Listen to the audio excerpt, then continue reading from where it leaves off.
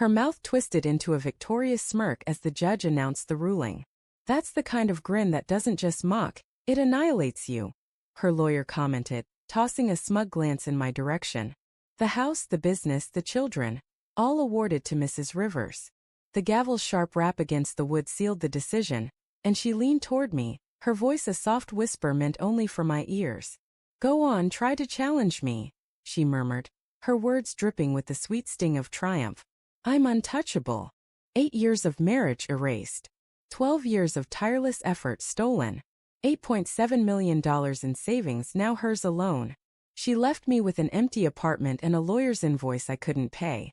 We'd met in college, she a pre-law student with piercing eyes. I a coder building my first software project in a tiny dorm. She said my ambition drew her in and I believed her. She called me her soulmate, and I mistook it for devotion. In reality it was strategy. When my company went public, she pressed me to combine our finances into shared accounts. "It's us against the world," she'd said, her tone brimming with sincerity. The night she walked away, she didn't bother with her clothes, just left arm in arm with my attorney Tom Fletcher. I should have noticed the clues then. Two people united by legal schemes, not loyalty. The first crack showed 6 months before the divorce. Her phone always face down. Her laughter just out of earshot.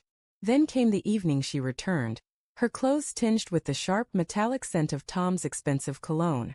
She saw the realization dawn in my eyes and offered not regret but a satisfied smile. The betrayal didn't break me. It honed my determination. When the court took my children, something inside me turned to steel. No more begging, no more anger, just a singular purpose. She thought she'd left me with nothing. She was wrong. Hidden among my grandfather's war medals was his old savings passbook, a worn keepsake from 1960. I'd planned to close it, expecting a few $100s at best, enough for a cheap drink and a long directionless drive. At the bank, the young teller took the passbook, her fingers pausing over the keys before she stopped. Her eyes darted from the screen to me, her face paling. "Sir," she whispered, voice shaking, "this account has been accruing interest since 1960. I frowned. "Accruing?" She turned the monitor toward me. The balance glared back. 8 digits starting with a 3. $38,417,924. I couldn't speak. I barely breathed. My grandfather's words rang in my head. "Patience is your strongest weapon," he'd said. "The greedy always lack it." He'd meant it literally. That day I was no longer penniless, nor was I forgiving. Over the next 6 months I rebuilt in secret. A new identity, new accounts, a new company. I invested through anonymous shell corporations, quietly buying back shares of my old business. While she and Tom flaunted their stolen wealth, I was eroding their foundation. Tom, her careless lawyer lover, made my task simpler. A quiet rumor here, a discreet leak there. Enough to plant doubt in his firm's mind. I fed their rivals just enough to pique their interest. 3 months later, Tom faced a temporary suspension pending an inquiry. As for her, she treasured the house. The one I'd built, the one she'd claimed. I arranged for its mortgage to be sold when the bank bundled its loans, transferring it to a holding company I controlled.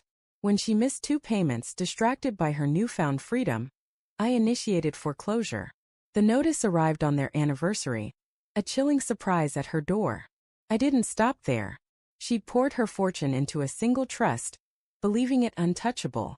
But Tom was its trustee. When his reputation collapsed, the trust froze and her accounts were seized. She tried contacting me then. I let her calls go unanswered. Instead, I sent her a single envelope with a photocopy of my grandfather's passbook and a short note. "Time has been my friend." Months later I saw her by chance, or perhaps fate, in a grocery store. Her face was bare, her hair disheveled, her hands clutching cash for her items. She froze when our eyes met. For a brief moment I almost felt pity. Almost. "I've lost everything," she whispered, her voice frail. "How did you manage it?" I cut her off. "Patience," I said, my voice steady. "The one thing the greedy never have." Her eyes lingered, as if I were a ghost. Perhaps I was. The man she betrayed was long gone. Now I live simply, avoiding extravagance. Revenge no longer fuels me, it's finished. Justice isn't driven by fury. It's shaped with care. She thought herself untouchable. She just hadn't waited long enough to see what time does to arrogance. I waited. And when the moment came, I mirrored her smile.